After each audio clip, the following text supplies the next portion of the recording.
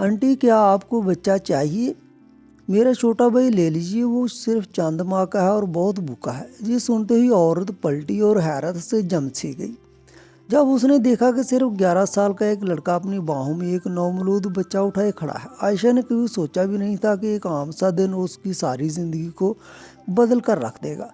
वो बस बाजार से गुजर रही थी जैसे वो अक्सर किया करती थी। बाजार की भीड़, शोर शराबा, दुकानदारों की आवाज़ें उसकी कानों में गूंज रही थी, मगर उसका दिल कहीं और था। वो तेज कदमों से चल रही थी ताकि जल्दी से यहाँ से निकल जाए। सामने फल वाले की दुकान से मीठे आमों की खुशबू आ रही थी, दूसरी तरफ ताज़ी जलेबियों की खुशबू हवा में रची हुई थी। कोई सब्जियों के भाव जोर जोर से पुकार रहा था, आलू ले लो, आलू ले लो। और सड़क किनारे बैठा एक आमले आसान तरीके बता रहा था किस्मत बदलने के। लेकिन आयशा को इन सब चीज़ों से कोई दिलचस्पी न थी। वो अपने ख्यालों में गुम थी कि अचानक उसने अपने दुपट्टे के पल्लू पर एक हल्का सा खंचाव महसूस हुआ तो वो यकदम रुक गई, जैसे किसी ने उसे पकड़ लिया। उसने चौंक कर पीछे मुड़कर देखा तो उसकी नज़रें एक दुबला पतला लड़के से मिली।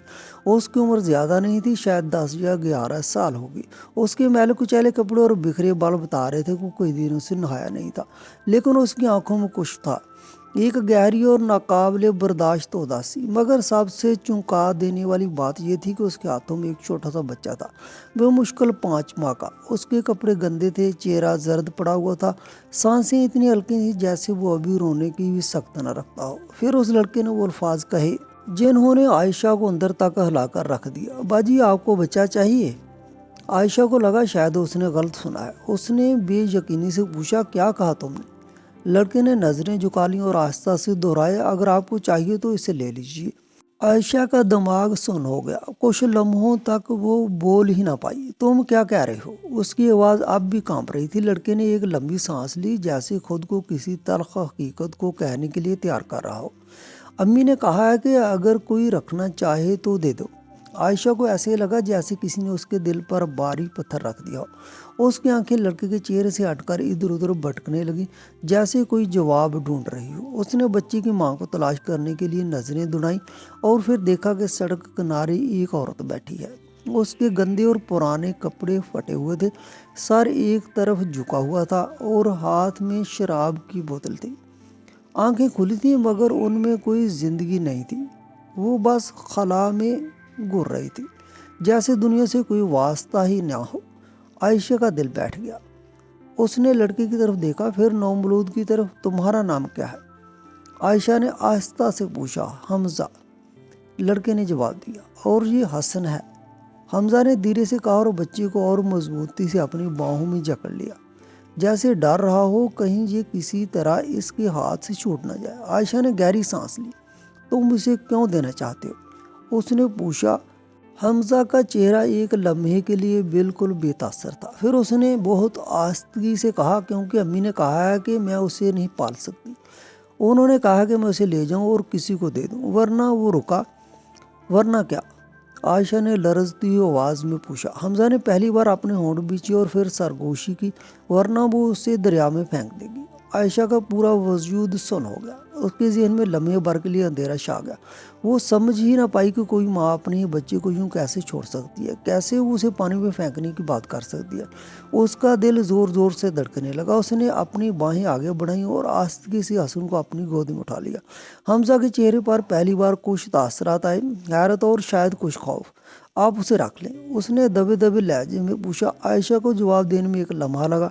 उसने हसन को और मजबूती से थाम लिया। हाँ, उसने धीरे से कहा। उसे मालूम नहीं था कि ये एक लफ्ज़ उसकी पूरी ज़िंदगी को हमेशा के लिए बदल देगा। उसके दिमाग में सवाल उठ रहे थे। अब क्या होगा? क्या वो वाकई इस बच्चे को अपने साथ रख सकती है? क्या वो उसे बचा पाएगी? मगर एक बात बिल्कुल वाज़ेह थी कि अगर उसने आज ये कदम ना उठाया तो शायद कल ये बच्चा जिंदा ना रहे। उसने हमजा का हाथ थामा और उसे अपने साथ ले कर चलने लगी। बाजार की भीड़ अब भी वैसी थी, दुनिया अब भी अपने डब पर चल रही थी, लेकिन आयशा के लिए सब कुछ बदल चुका था। हमजा ज़्यादा बात नहीं करता था। जब आयशा उसे अपने घर ले आई और उसने कोई सवाल नहीं किया, बस सर झुकाए खामोशी से अंदर आ गया। اس کی چال میں ایک عجیب سی محتاطی تھی، جیسے وہ ہمیشہ اس خوف میں رہتا ہو کہ کوئی پھر سے اسے اور حسن کو چھین نہ لے۔ اس کے کندھے سخت تھے اور اس کی آنکھیں ہر کونے کو باریک بینی سے دیکھ رہی تھی، جیسے وہ خطرے کو بانپ لینا چاہتا۔ اور دوسری طرف حسن بالکل مختلف تھا۔ جب عائشہ نے اسے پہلی بار ڈنگ سے دودھ پلایا تو وہ بھوک سے بے قابو ہو کر زور زور سے رونے لگا، لیکن جیسے اس کا پیٹ بھرا تو وہ آہستہ آہستہ پرسکون ہو گیا۔ پہلی بار وہ کسی محفوظ جگہ پر سویا تھا، اس کی ننھی سی سانسیں ہموار ہونے لگیں اور وہ عائشہ کی باہوں میں ایسے سمٹ گیا جیسے پہلی بار کسی نے واقعی اسے اپنا لیا۔ مگر عائشہ کے دل کو سکون نہیں ملا۔ کوئی سایہ، کوئی ان دیکھا خوف اس کے دل کے کونے میں بیٹھا ہوا تھا۔ یہ سب اتنا آسان نہیں ہو سکتا تھا۔ تمہیں نیند نہیں آ رہی؟ عائشہ نے حمزہ سے پوچھا جب وہ اسے دیوار کے پاس بیٹھے دیکھ رہی تھی۔ نہیں، حمزہ نے مختصر جواب دیا، جہاں ڈرنے کی کوئی بات نہیں، تم اور حسن اب محفوظ ہو۔ عائشہ نے نرمی سے کہا تاکہ اس کی آواز پر اعتماد لگے۔ حمزہ نے کوئی جواب نہ دیا، بس اپنی جگہ خاموش بیٹھا رہا، جیسے کسی چیز کا انتظار کر رہا۔ تم سو سکتے ہو حمزہ، عائشہ نے کہا، اگر میں سو گیا اور وہ آ گئی تو؟ حمزہ کے سوال نے عائشہ کے اندر خوف کی ایک لہر دوڑا دی۔ کون؟ اس نے دھڑکتے دل کے ساتھ پوچھا۔ حمزہ نے آہستہ سر اٹھایا، اس کی آنکھوں میں خوف اور یقین کا عجیب سا امتزاج جھلک رہا تھا۔ امی، عائشہ کچھ کہنے والی تھی کہ اچانک دروازے پر زور زور سے دستک ہونے لگی۔ گہری اور باری آواز اتنی تیز تھی کہ پورا کمرہ گونج اٹھا۔ حمزہ جھٹکے سے کھڑا ہو گیا، اس کے ہاتھ خود مٹھیوں میں بند ہو گئے اور اس کے چہرے کا رنگ اڑ گیا۔ وہ آ گئی، اس نے سرگوشی کی۔ عائشہ نے فوراً حسن کو گدے پر لٹایا اور دروازے کی طرف بڑھی۔ اس کی انگلیاں کنڈی پر رک گئیں، اندر ایک عجیب سا خوف سرایت کر گیا۔ اس نے گہری سانس لی اور دروازہ کھولا۔ باہر سلمیٰ کھڑی تھی، اس کی آنکھیں سرخ تھیں، چہرے پر غصے اور نشے کا ملا جلا اثر تھا۔ اس کی چال لڑکھڑا رہی تھی، لیکن آنکھوں میں کوئی جھجک نہ تھی۔ تو کیا سمجھتی ہے تو میرے بچوں کو مجھ سے چھین لے گی؟ اس کی آواز باری اور کڑک تھی۔ دروازے پر کھڑی عائشہ پیچھے نہ ہٹی۔ تم نے انہیں بازار میں چھوڑ دیا تھا، کیا تمہیں اندازہ بھی ہے کہ ان کے ساتھ کیا ہو سکتا تھا؟ عائشہ نے سخت لہجے میں کہا۔ سلمیٰ کی آنکھیں سکڑ گئیں، اس کی سانسیں تیز ہو رہی تھیں۔ مجھے سب پتہ ہے، اس نے رکتے ہوئے کہا، پھر آہستہ آہستہ آگے بڑھی۔ مجھے بس پیسے چاہیے، مجھے پیسے دے دو اور میں انہیں چھوڑ دوں گی۔ عائشہ کے وجود میں غصے کی ایک لہر دوڑ گئی۔ تمہیں پیسے چاہیے؟ اس نے تیز لہجے میں دہرایا۔ سلمیٰ نے کوئی جواب نہ دیا۔ کمرے کے اندر حمزہ دروازے کے پاس دبک کر کھڑا تھا، اس کی انگلیاں کپڑے کو زور سے جکڑے ہوئی تھیں۔ عائشہ نے گہری سانس روکی، پھر اندر گئی اور الماری سے کچھ نوٹ نکالے۔ وہ جانتی تھی کہ یہ درست نہیں ہے، مگر اس وقت بچوں کو بچانے کا یہی ایک راستہ تھا۔ اس نے آہستہ سے پیسے سلمیٰ کی طرف بڑھائے۔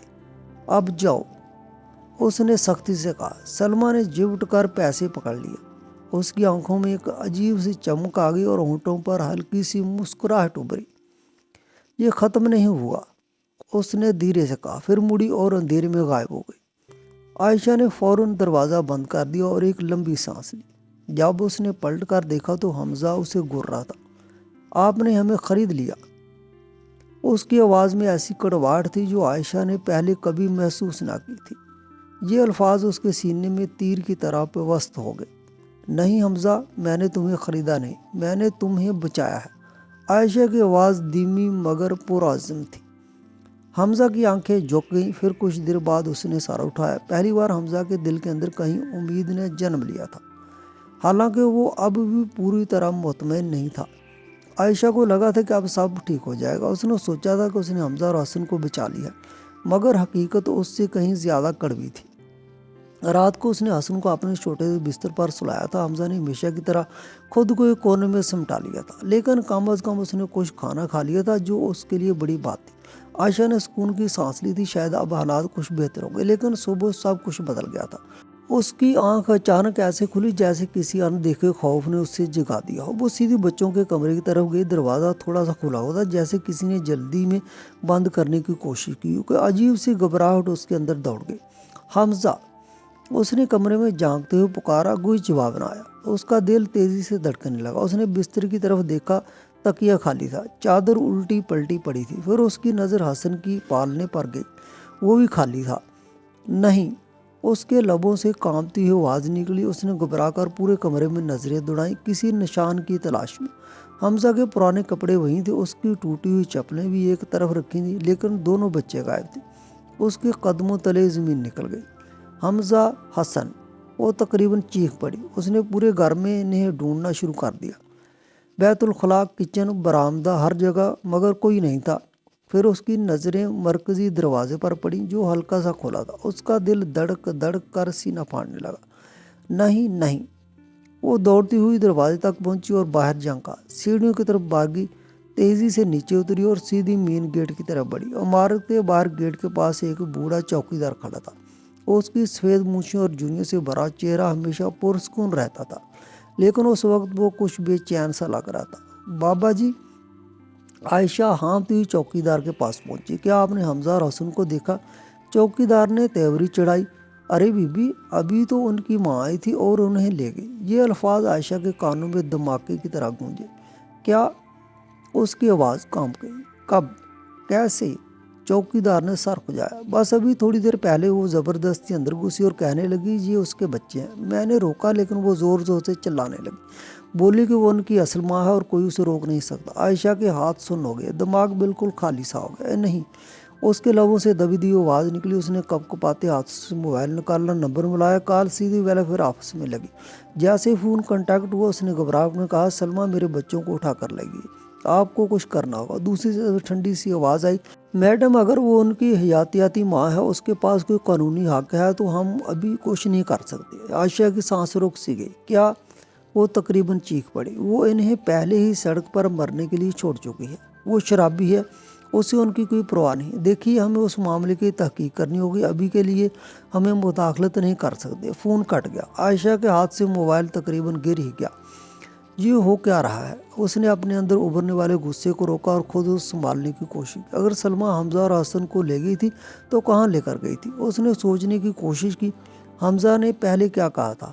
اگر میں سو گیا اور وہ آ گئی تو؟ وہ ڈرتا تھا، لیکن صرف سلمیٰ سے نہیں، کچھ اور بھی تھا۔ عائشہ نے تیزی سے لوگوں سے پوچھ گچھ شروع کی۔ وہ گلی گلی پھرنے لگی، پڑوسیوں سے سوال کیے، بازار کے دکانداروں سے بھی پوچھا۔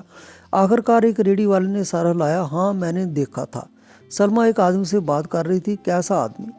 عائشہ نے فوراً پوچھا۔ لمبا، کالے کوٹ میں، لوگ اسے راجہ بھائی کہتے ہیں۔ یہ سنتے ہی عائشہ قدموں تلے زمین نکل گئی۔ راجہ بھائی، ایک ایسا نام جسے سنتے ہی پورے علاقے کے لوگ کانپ اٹھتے تھے۔